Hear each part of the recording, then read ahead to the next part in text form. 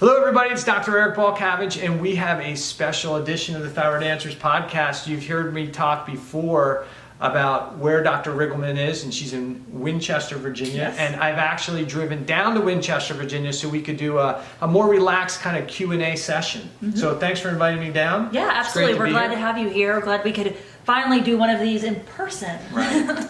instead of over the internet. And so what are we going to do today? What do you want to do? I think we're just gonna kind of bounce some questions back and forth. We've got my husband, Dr. Evan Riggleman, that is behind the camera here. He's actually the one filming this today. He is going to be asking us some questions that a lot of you listeners out there may have or may have thought of. We want to answer some of those pertinent questions that maybe you have been wondering and really want to have answered. Yeah, so Evan's going to give us some of those listener questions, and we're going to answer them, and we're just going to kind of banter back and forth. Yeah, I think we'll just kind of roll with it and kind of just, there's no structure to this one. We're not interviewing anybody. It's just us kind of just having a conversation, and you guys get to be in on it. Great. Let's let it roll, Evan. All right. What sets your approach from standard allopathic medical treatments? You want to take that one? You want me to start? I can start with that one. So I don't know if you can hear him or not, but we'll kind of repeat the question.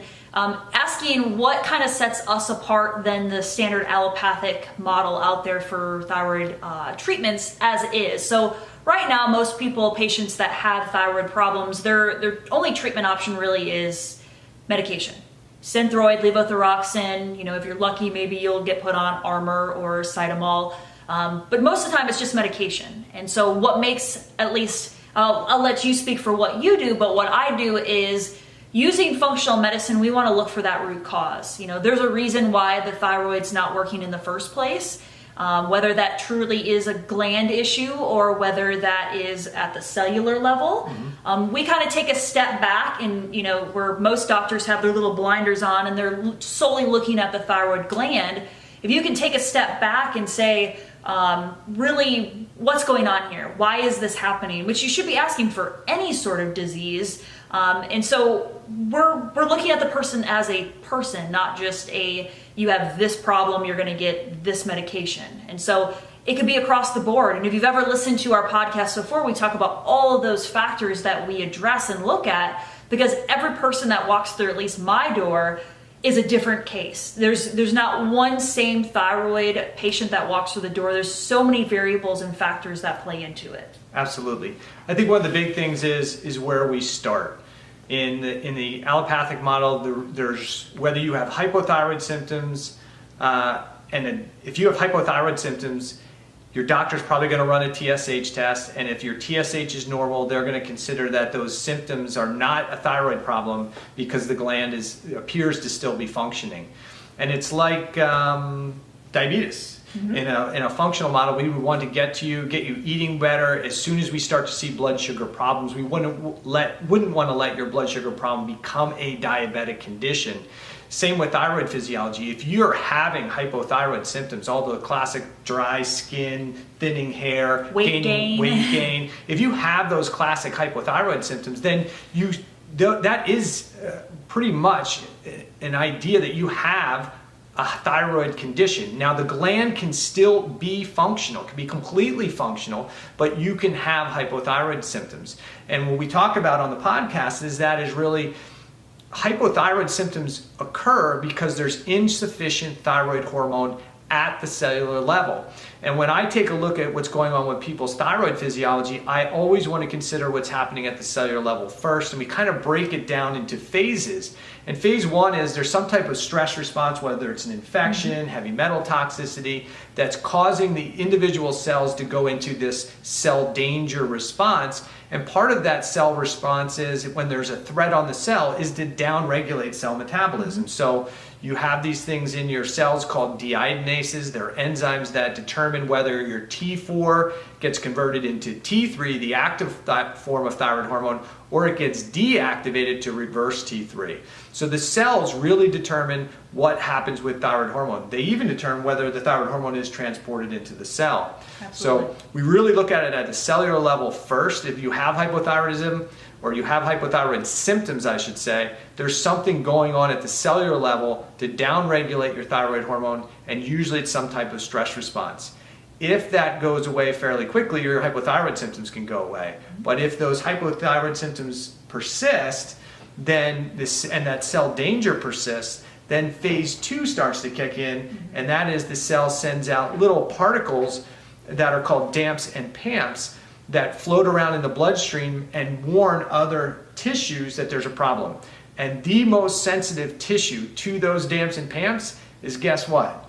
Your thyroid gland. So the thyroid gland senses the danger response and actually starts an autoimmune attack at the thyroid gland. So phase 1 of a stress response is to downregulate cell metabolism, and if that's not enough, then you go to where all the metabolism hormones being created, and that's the thyroid gland, and you shut that down.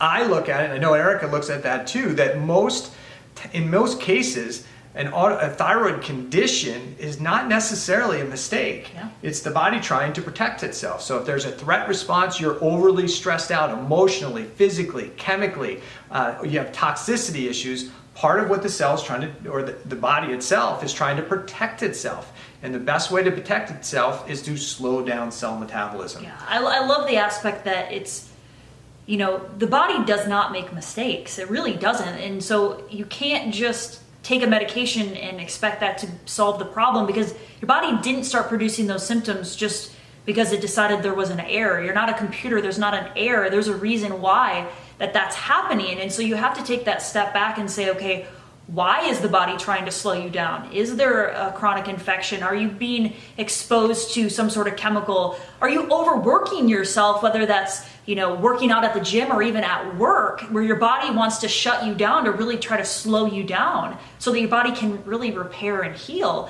And so if you're not addressing that stuff and you're trying to push the gas when your body's trying to push the brake, you can have more issues downstream. Absolutely. So, the simple answer to my long-winded response is really, what do we do different than the allopathic model? We don't want to wait for you to have overt glandular disease to try and support you.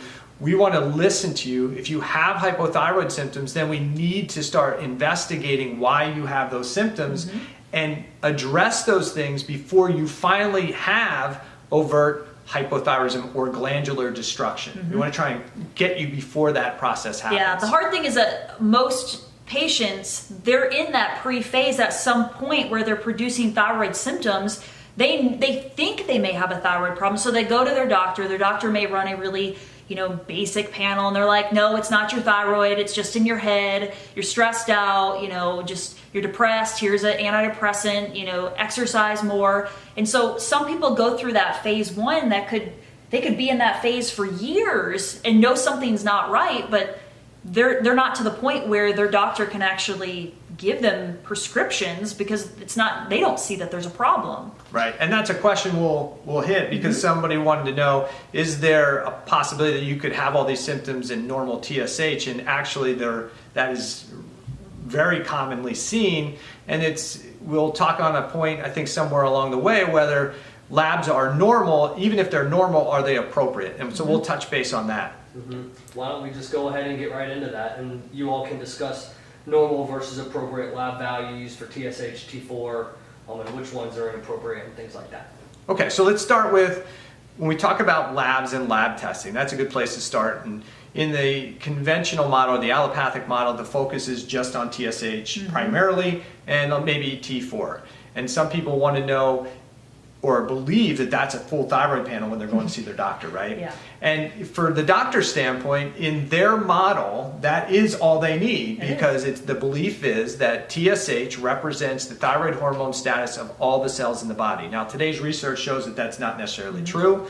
And so in their model, however, they're still working on this 50-year-old model that's all you need to do is have normal TSH and all the thyroid physiology works, and we know that's not true. So in that model, TSH and T4 is really all that's needed, but there are other tests that really make up a full panel, and those are, I'll let you kind of work through those. Yeah, I mean, we want to look more than just TSH. We want to be looking at T4, which we know is semi-inactive. It does have some active properties to it. But then we have the active form T3. But there's some other markers that, it's never run. I mean, I rarely see a reverse T3 run or a T3 uptake. antibodies run. I mean, there's so many different aspects that go along to thyroid to be able to fully evaluate it. So you want to be looking at those hormones, but you also want to know the total amounts, but the free forms as well to get that full picture. And so, yeah, there's a lot of markers that go along with looking at it more than just TSH. And the next piece of that is looking at values, and we have to look at more than one value. We want to look at the patient's symptoms, their history, their timeline. We want to look at the rest of the labs, not just a full thyroid panel like Dr. Eric was talking about, but the rest of their markers on their blood work, like inflammatory markers and blood sugar markers, insulin and vitamin D, markers, vitamin D. And so all those things come into context because sometimes somebody can have a normal TSH or even a low TSH and have hypothyroid symptoms. And we'd say, well, their lab range is normal, but it may not be appropriate, right? Yeah. So there are situations, and inflammation is a great example of that, where if you have systemic inflammation, and we can look at markers on your blood chemistry like CRP, homocysteine, fibrinogen, higher insulin levels, uric acid, those kind of tests that are fairly standard when we run a more comprehensive metabolic panel can give us an indication that the body's in an inflammatory state. And if the body's in an inflammatory state, inflammation will suppress something called your pituitary gland. And when you suppress the pituitary gland, it's the pituitary gland that makes TSH. Yep. So if you have too much inflammation, TSH is suppressed, and then the thyroid gland can't make enough T4 and T3, and you can have hypothyroid symptoms, but your doctor may look at that and say, well, your TSH is actually lower, in the lower end of the lab range, and say, really, you should be more hyperthyroid, so you don't have a thyroid problem because you should be having hyperthyroid symptoms. Those symptoms must be because you're depressed or you're sad or you're eating too much or you have an adrenal issue or some other issue. Instead of really listening to you, looking at those symptoms and looking at the big picture and saying, oh, there's inflammation here, that's going to change the physiology in the body, it's going to suppress our TSH. So sometimes your labs can be perfectly normal, but they're not appropriate for the situation you're in. Yeah, which if they're not appropriate, you're still then going to produce the symptoms. So if you are a person that has been taking thyroid medication and seeing, the best endocrinologist that treats your thyroid, but yet you still have all these unresolved symptoms, there's something else going on that you really want to maybe do a more expanded thyroid panel. Maybe they're not running those full labs. So if you have had your thyroid tested, pull those labs back out and see what they're actually running. They may be missing a few of those markers, but those markers may be really key to be able to resolving some of those symptoms. Right. And in reality, if you are gaining weight and you're storing fat in healthy thyroid physiology, your TSH should go up to say, hey, we're putting on extra calorie load here. And when you, in a healthy situation, you eat more calories, your body says increase metabolism. So you should sweat more, you should get these drivers to go be more active. If you're gaining weight, then the physiology is not working right. So if you say, listen, I'm putting on weight, TSH is low, that's an inappropriate value. And sometimes we see that even T4 and T3 values in the blood are normal, yet you still have hypothyroid symptoms. And then again, in that situation, those labs may be normal, but they may be inappropriate for the state that your physiology's in. So you mentioned hypothyroid symptoms and TSH and lab values. Is it possible to have hypothyroid symptoms and have normal TSH? So the question was, can you have hypothyroid symptoms and normal TSH? You definitely can. Yeah. Go ahead, Absolutely. I'll let you cover that one. I mean, because the reality is that your body will, obviously you can still have those symptoms if we have cellular issues. So, although you may be getting thyroid hormone to, like, let's say in the brain you may be getting enough thyroid hormone, but let's say it's not getting inside the cell, that's really where you're going to have those metabolic changes. That's where it's going to be metabolically most active. You can change the TSH when it's getting to the brain tissue. You're going to have that response, which then your TSH could be normal, but you may not be getting it at the cellular level. I think that's the big difference there. Yeah, let me give you a scenario. This is that time of year where more people are getting colds and viruses and the flu. If you had a virus and the virus got into your cells, one of the things that your body would try and do is it would try and downregulate cell metabolism to try and not allow that virus to replicate. Because when your cells replicate and the cells are increasing their metabolism, the virus can replicate. And that's not what your body wants to do. It actually wants to wall it off and kill it and stimulate something called autophagy for the cells to start kind of eating their own debris and hopefully eating that virus. And in that situation, you're going to have hypothyroid symptoms, but your gland works perfectly fine. So TSH should be normal, but you're going to have hypothyroid symptoms because you have a chronic infection. That could be bacteria, that could be virus, that could be Lyme, that could be anything. And it could be that you have a load of heavy metals. You could have organic toxins that are in the system. You could have any number of challenges that could cause you to have downregulation at the cell and still have normal gland function and enough thyroid hormone getting to the brain. Another great example of that is many of our the patients we see, right?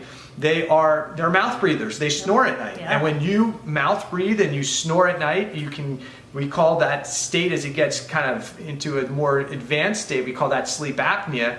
But if you're mouth breathing at night, you're creating what we call hypoxia. You're actually getting decreased oxygen to the brain. And there's plenty of papers and research showing that if you have hypoxia going on, that will cause your cells to downregulate thyroid metabolism. So all night you snore, you mouth breathe, and then you're deactivating your thyroid hormone at the cellular level all night. And now you wonder, why can't I lose weight? Well, because of the way you're breathing at night, you're deactivating your own thyroid hormone. But again, the gland is working fine. There's no problem with the gland. Absolutely. And I love that you pointed out the infection portion of it, the viral component, because I see in my office that a good portion of my patients have some sort of, whether that's Epstein-Barr virus, which is huge with thyroid dysfunction, but I'm seeing more and more of the herpes strands, which is herpes virus. So whether you have the shingles or you get cold sores,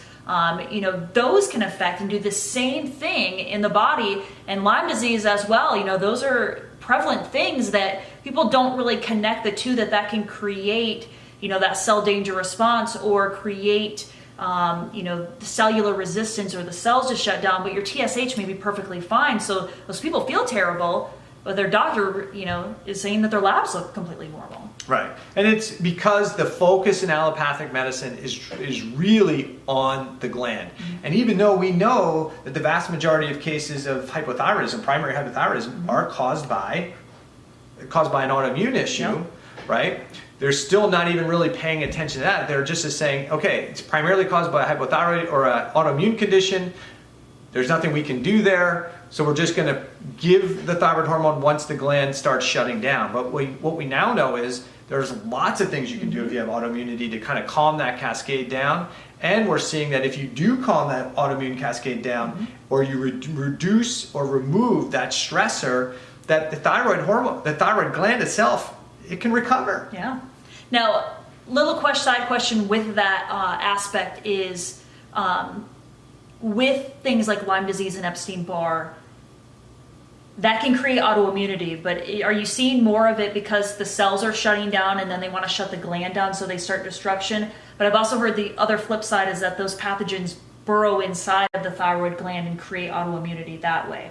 Is both of those kind of relevant, or do you notice that one's probably more likely than the other?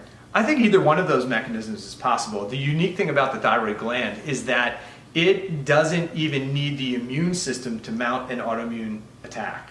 Okay, so whether something gets into the thyroid gland, and whether it's a virus or even from the GI tract, right? Because the GI tract has lymph tissue that's associated with it, and the thyroid gland is uniquely connected to the gut lymphoid tissue. And so there's a direct connection there. So even bacterial infections, yeast infections from the gut can go through the lymph tissue, get to the thyroid gland, and that could trigger that same cell danger response within the thyroid gland. So once that infection's there, the thyroid cells are uniquely able to notice that danger, the kind of that danger response, because those organisms get in the gland, in the thyroid gland cells, and that same cell danger response is going to kick in there. There's going to be inflammation. That's part of a warning signal, and then you get the release of those things called DAMPs and PAMPs again.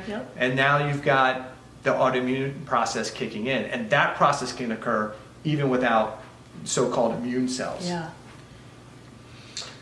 So we're talking about hypothyroidism. How would somebody know if they had that? What are some indicators? Symptoms of hypothyroidism? Yes. Well, I mean, that can be vast. I mean, there's thyroid receptors just about, and obviously you need thyroid hormone in every cell in your body. So, I mean, it could be very vast symptoms. I mean, the most common ones are going to be weight gain, fatigue, dry hair, dry skin, maybe losing the outer portion of your eyebrow. I mean, it could go as far as, brain fog and, cognitive issues. Fatigue, sleep issues, you can get hot flashes. I mean, there's a vast majority of symptoms that can be associated with hypothyroidism.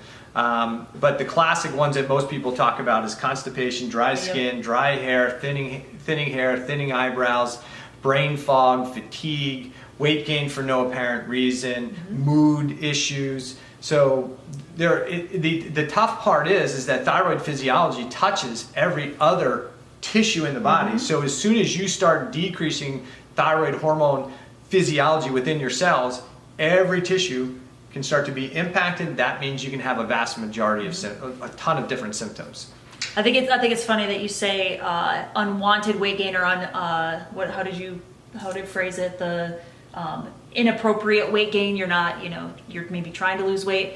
I often have patients come to me who's like, yeah, I'm trying to lose weight, but yet they're eating fast food every day. So it's the people who are actively trying to lose weight. They're eating a healthier diet, they're trying to exercise, and then they're gaining weight. If you're doing all those things, then you want maybe suspect that maybe there's something going on thyroid based, whether that's thyroid hormone or the thyroid gland, something going on at that perspective. Because again, if you're not living a healthy lifestyle, of course you can definitely be putting on weight. And I want to add to that too. One of the worst things that can happen is if you're struggling with weight issues and you've got this kind of stress response going on that started the thyroid problem, these thyroid symptoms to begin with, this cellular process going on, and somebody tells you, well, what you need to do is you need to eat less, right? If you go on this kind of, I'm going to eat 500 or 600 calories less per day, will you lose weight? You might in the beginning, right? But really what you do is you wind up actually making a bigger thyroid problem. And a thyroid physiology problem is what I really should say. Because in starvation, if you start giving the body signals that you're actually starving it, one of the protective mechanisms is to slow down thyroid physiology. And they've shown that starvation not only slows down cellular physiology, but it actually activates autoimmunity. So again, that's another one of those stress responses. So when your doctor says to you, listen, your TSH is normal and you're gaining weight, you just need to eat less, and you look at your diet and you go, okay, I've cleaned up my diet, I'm only eating 2 meals a day, I'm still not able to lose weight. Don't cut your diet even further, because you're actually going to cause your thyroid condition, your thyroid physiology to get worse. And I think there's a huge point to make a difference. There's a huge difference between cutting calories and eating a really low calorie diet and doing like feeding restrictions, where you're restricting your eating to maybe a 8-hour window, like doing intermittent fasting. There can be some great benefits to that, but if you're just overall, this is the person who snacks all day long, but you're only eating 50 calories here and 100 calories here, but you never go a period of time without eating. That's the people that we're talking about, because there can be, you kind of have to distinguish between the intermittent fasting kind of restrictive eating versus just going on a low calorie diet like Weight Watchers or some of the ones out there that push a lower calorie diet. Those can be a little bit more damaging to the body. Right. They talk about when we talk about intermittent fasting, that's when you eat for a certain period of time, then you have a big gap where you don't eat. And in those situations, you may eat fewer calories, but you're not have this long period where it's sustained low calorie intake. When somebody just says, okay, if my norm's 1,800 calories per day or 2,100 calories per day, but now I'm going to do this HCG 500 calorie a day diet for the next 30 days, what you really do is change the set point of your metabolism, and your metabolism says, okay, we've got to lower the whole metabolism because there's not consistently now, there's not enough calories coming in. If you just a couple days a week you don't have the same calorie load, that's different, because other days you're getting that calorie load back up, so that's not a big deal. The other thing I think that we should tie into right there as we go to do it, when somebody says to exercise more and harder, right, that you're going to lose weight. And again, we talk about the stress response causing thyroid physiology problems at the cellular level. If you just try and work out harder and harder and harder, you're actually probably creating more stress, and then you create more physical stress. Again, your body goes into defense mode, right? Absolutely. I think you probably see that too. I see it with a lot of endurance athletes where they have this little muffin top, and they think that they just have to keep working out harder to try and get rid of it. And really, what they're doing by this chronic physical exhaustion is slowing down their metabolism. They really are. They're pushing their body too far, that the body is trying to shut down and slow you down. So it naturally wants to slow your thyroid down because it wants you to be tired. It wants you to not have the energy to be able to go to the gym. It's your body's kind of emergency brake. It's trying to slow you down on purpose. And when you try to push through that, oftentimes you're not doing yourself any good by doing that. Yeah, we often try and work over that, right? You take your double cafe, whatever, latte with extra espresso in it, and you do a couple of those a day just to kind of get you through the day. But really that fatigue issue is where we should say, okay, I shouldn't be this tired of fatigue. Something's not quite right. Absolutely. So if someone is suffering from hypothyroid symptoms, is the best option for them is to go on to thyroid hormone support? Well, that really all depends on each person's situation, and everybody's an N of one. So if their TSH is really high, their T4 and T3 values and reverse T3 values and free thyroid hormone values are really low, they're probably going to need some thyroid hormone because they're just not making enough. And we got to get them some for their brain to work.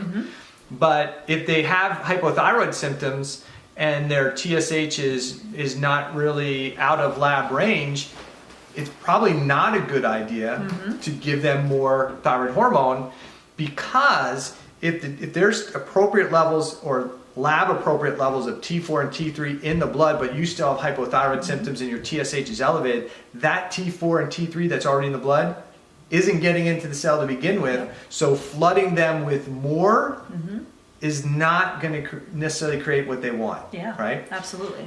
And there can be a downside to taking extra T4, right? Because if you take more than the cells want or more than the cells can use, then the cells inside the cells, they can convert that T4 either to the active hormone T3, which they're probably not doing.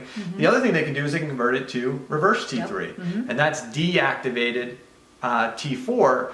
So it doesn't do you any good. So T4 can go to T3, go to the nucleus, stimulate metabolism, or it can be converted to reverse T3 and it becomes inactivated and cleared from the body. So just trying to force more thyroid hormone into the system doesn't always work.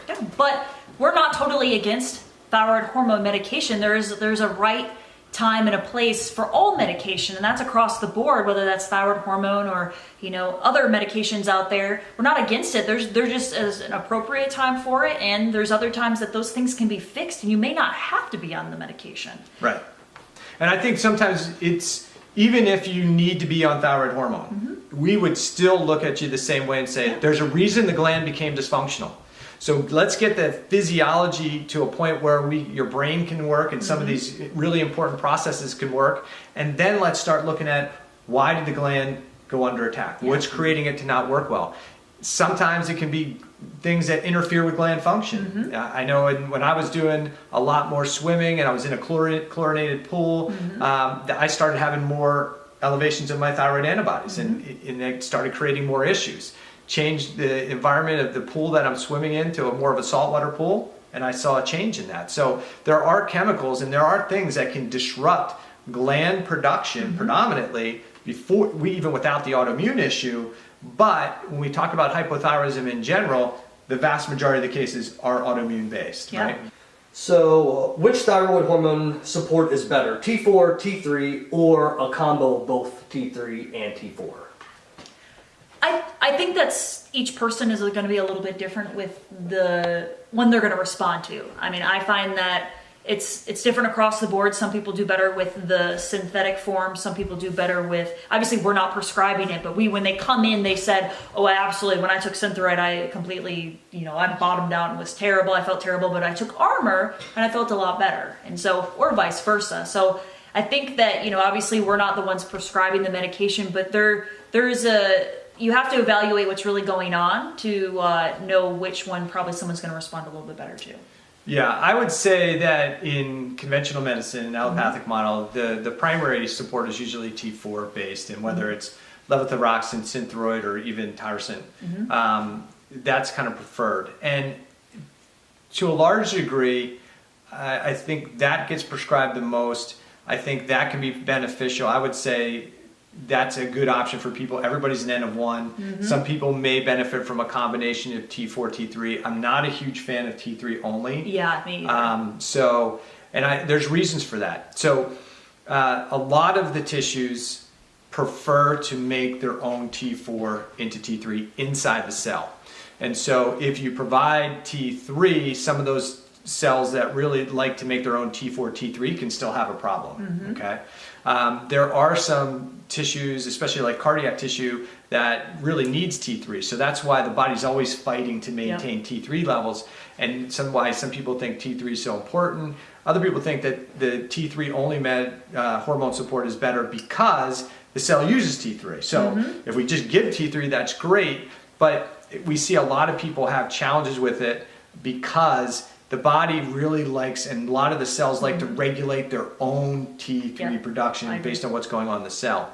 So I think probably if you need thyroid hormone support, you probably want to think probably a T4 or maybe that T4, T3 combo. But I personally am not a big fan of seeing people put on T3. Yeah, I would definitely agree with that. But it comes down to, what we've talked about multiple times here today is that you want to look at the underlying mechanism, whether you need to be on that after all those mechanisms have been fixed is one thing.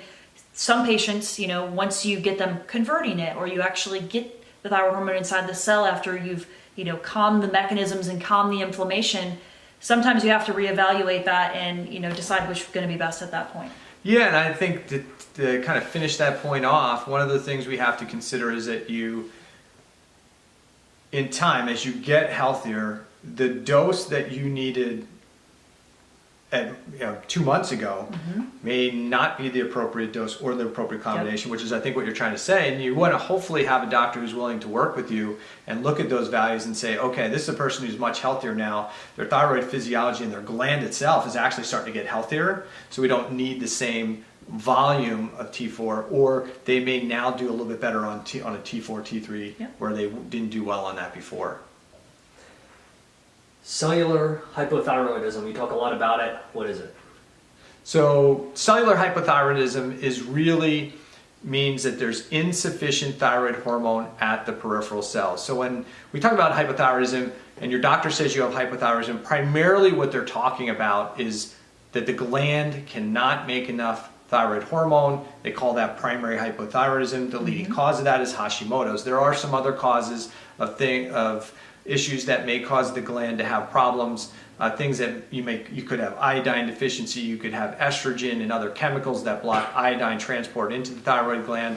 But in most cases, the cause of glandular primary hypothyroidism is an autoimmune attack. But when we have hypothyroid symptoms, it's a result of insufficient thyroid hormone at the cell. Doesn't matter what the gland is doing. It's about what's happening at the cell. So that term has been called tissue or cellular hypothyroidism.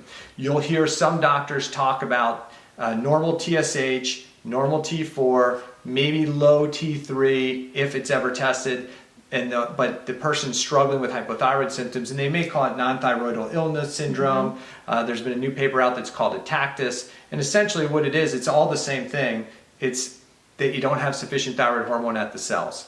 And so anytime there's decreased transport of thyroid hormone into the cells, or the deiodinases are deactivating the thyroid hormone, or anytime you have those classic hypothyroid symptoms, it really is about what's happening at the cellular level, right? I always tell all my patients that thyroid hormone is utilized, all the magic happens inside the cell. So when you're getting your labs done and they're looking at T3 or T4, that's in the blood. So that's not telling you what's inside that cell, and the magic happens inside the cell. So if it doesn't get to the location, the magic never happens. And when you don't have the magic happen, you're going to have those symptoms. Right. And unfortunately, there isn't really great testing to tell us what's really going on inside the cell. So we only have a few markers to kind of gauge that by. One of those is symptoms. We can look for some of those inflammatory markers that we talked about, some of the indicators that there may be hypothyroidism at the cellular level. I mean, and then you can look at things like reverse T3 elevation. And again, that's not traditionally used in the allopathic model.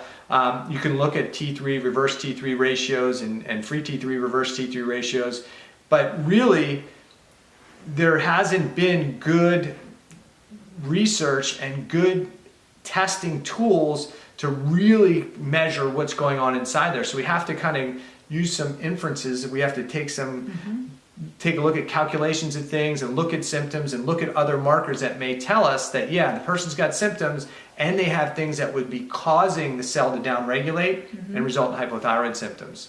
So the other thing that's really important there is that when I say the gland doesn't really matter, it's all about what happens in the cell. The gland does matter, right? But if you had your gland destroyed, let's say you had hyperthyroidism and somebody radiated your gland, or they killed it with chemicals, the gland doesn't work anymore. The gland's out of the picture, right? And so they can put T4 into the system, and you can still have hypothyroid symptoms because it's not getting to the cellular level. You could still have hypothyroid symptoms, normal T4, no gland at all, but the symptoms are the result of what's happening in the cell, the magic in the cell. Yep, absolutely. So a lot of docs are running just a couple markers for thyroid disorders. Why do you think running a full panel is important? And this may just coincide with what you all just talked about. Why the gland is so important, but why do you think the full thyroid panel is very important?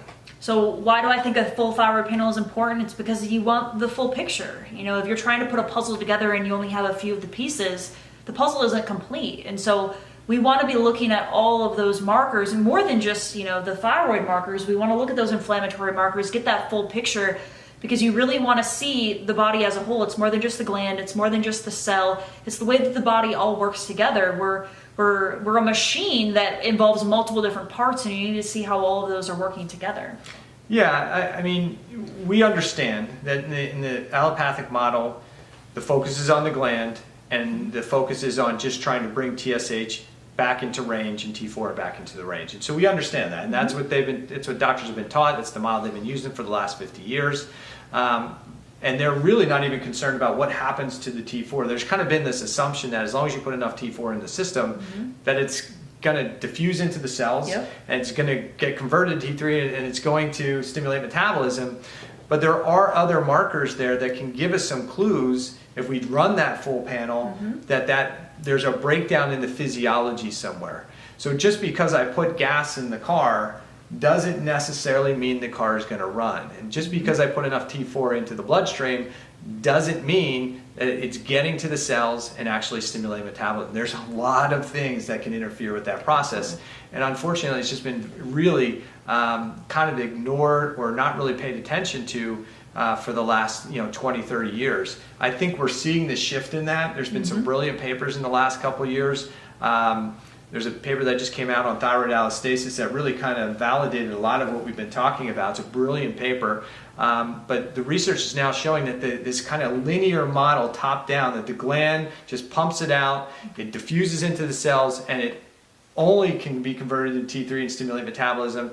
The science, the research shows that thyroid physiology is just way too complex. I think that, even 20, 30 years ago when really these standards were put into place, our health was a lot different back then. I mean, we now have more toxins in our environment, more things that we're exposed to. We're living unhealthy lifestyles, things that we're being exposed to. And I think all those things play on it where, 20, 30 years ago, the doctor could assume that your body was going to convert all that T4 and it magically was going to get to where it needed to go.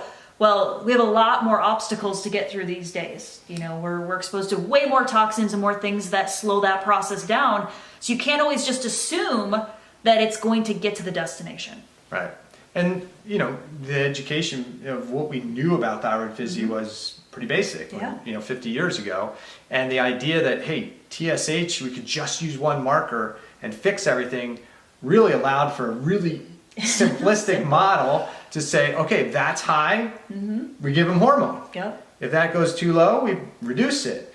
But unfortunately, that model doesn't work for a lot of people, and now we're starting to learn why. Yeah. And you know, next year, 2 years from here, 5 years from now, we'll know even more about thyroid physiology and all the things that influence it.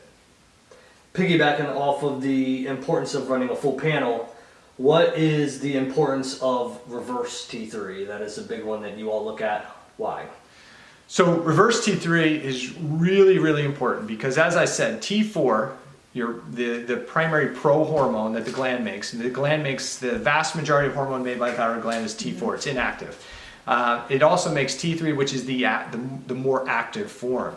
And this is kind of by probably really neat design, right? So the body releases this T4 and it's kind of always there, but we convert it as cells need it, right? If we just dumped lots of active thyroid hormone into the system, we'd all be hyper all the time, right? we'd increase our metabolism so much. So the body really tries to control thyroid hormone at each individual cell and tissue based on those individual cells and tissue needs.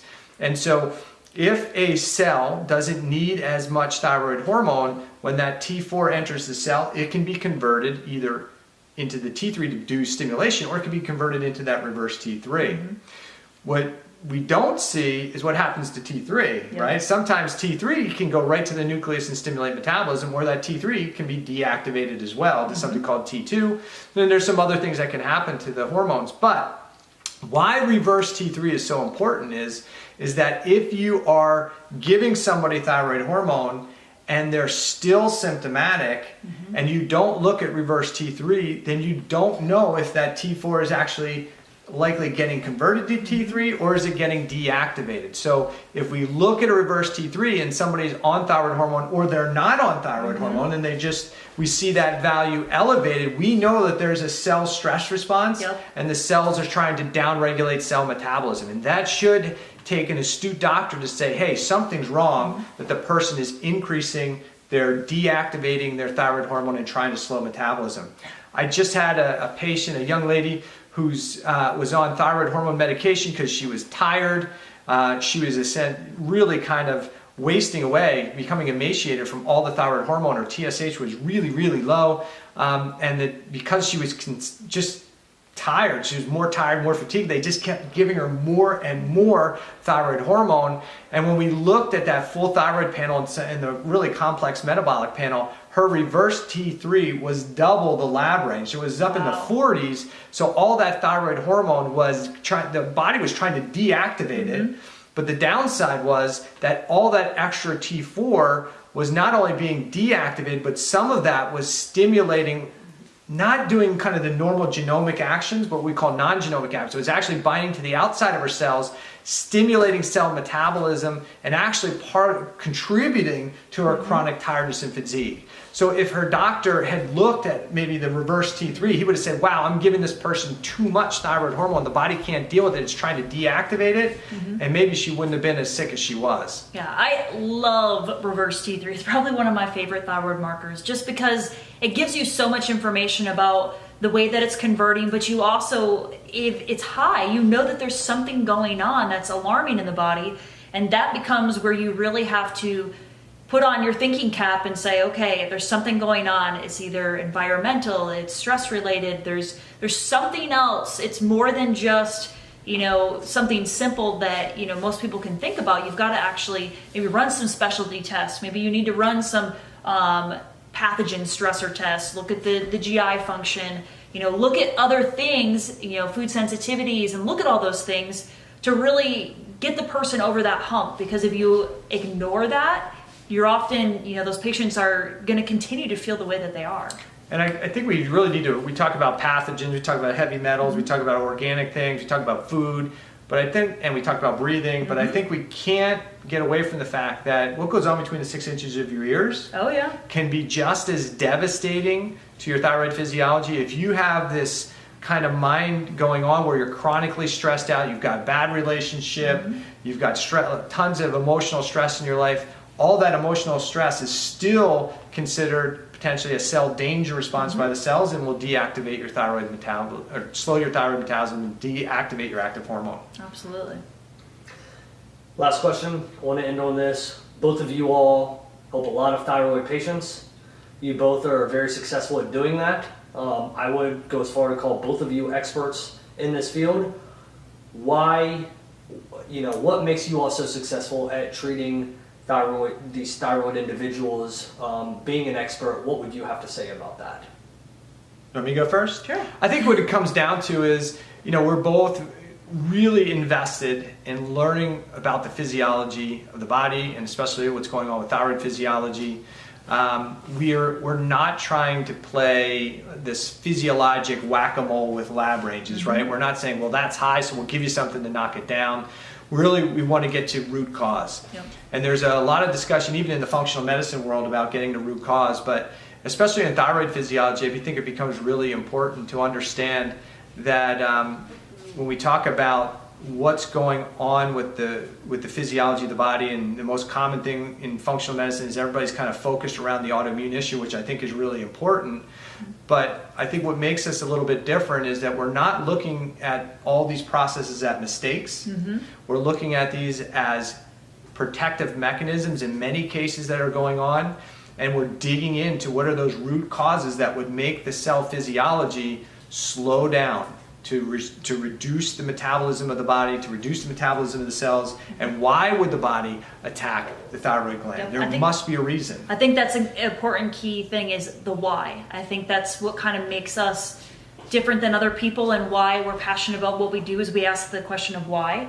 When a patient comes to us and they're not responding the way that, people would think that they would respond, we're asking, well, why is that? And we're digging deeper, and the whys make us dive into the research, try to figure this out a little bit more. And the more we research, the more we may realize we don't know, because it's like a rabbit hole. The more you start learning this stuff, it's complex. It's not black and white. There's lots of things that go into it, but we're constantly trying to keep up on the research and learning this stuff. Plus, we're in clinical practice. We're seeing these patients on a daily basis. We're out there in the field trying to help these patients, and I learn from just about every single case that comes and sees me, because every person is different.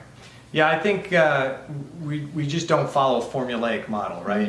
And I think we see that in allopathic medicine a bit. Sometimes we see that in functional medicine. If you have a thyroid problem, you give selenium and you give these nutrients, and that should make thyroid physiology work better. If it's the allopathic model, we're not really worried about what's causing the problem. We just give thyroid hormone, and that should make everything work. And really, at the root of it, we are trying to get to the root cause of why somebody's got hypothyroid symptoms, whether they have a glandular problem, an autoimmune condition. If you've got these classic and chronic hypothyroid symptoms, there is a reason why. You're not nuts, you're not crazy, you're not lazy, you don't need to typically eat a lot less or exercise much harder. You need somebody who can help you figure out what those root causes are. And I think that's what sets us apart. Absolutely. Well, I'm so glad that you came to visit us here, and that we could do this actually a live video. I think this was a great session. I think it was great. I think our listeners are going to get a lot of good information from this. Yep. And if you have any questions that you want answered and they didn't get answered on this podcast, I'm sure we'll do another Q&A in the future. Yeah. So just wherever you watch this video, put those questions, and we'll be sure to include those as part of our next Q&A. Yeah, absolutely. The reason we do this is to answer your questions, give you more information. So if you've got questions, submit them. We want to give you the information. We want to help as many people as we possibly can. So, go to iTunes. If you like what you hear, give us a rating. We're always trying always trying to improve those ratings so that we can reach more people. Make sure you subscribe to us on YouTube or on iTunes so that you can see when we release new episodes. Yep. Every couple weeks. All right. Thanks, everybody. Yeah, thank you. Take care.